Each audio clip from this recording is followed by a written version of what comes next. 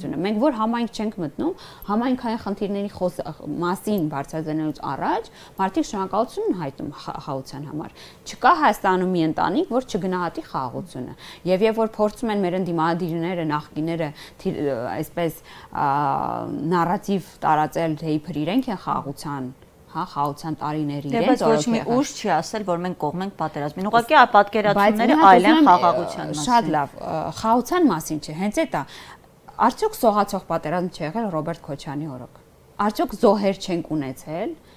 այսինքն մենք օր հիշում ենք այդ տարիներին, երբ որ դիպուկահարի զինվոր չի մահացել։ Էլ չեմ խոսում հսկայական արտագաղթի մասին։ Սա այն հավաքական ընդդիմության խոսքն է եղել Ռոբերտ Քոչարյանի կառավարման տարիներին, պատերազմի նարատիվին։ Այո, ճիշտ եք ասում, Ռոբերտ Քոչարյանը այնքան մանկամիտ չի, որ հիմա ասի ես պատերազմ եմ հայտարարում, պատերազմ եմ ուզում եւ այլն, բայց այն ինչ որ ինքը նկարագրում է, օրինակ թրիփի չեղարկումը, որը մեր անկախության, ինքնիշխանության, տարածաշրջան խաղաղության կարևոր չի հնչել չեղարկելու վերաբերյալ, այլ այո, մոդալիտիներ է առաջարկում փոփոխել, որոնք ըստ էության նշանակում են թրիփի չեղարկում։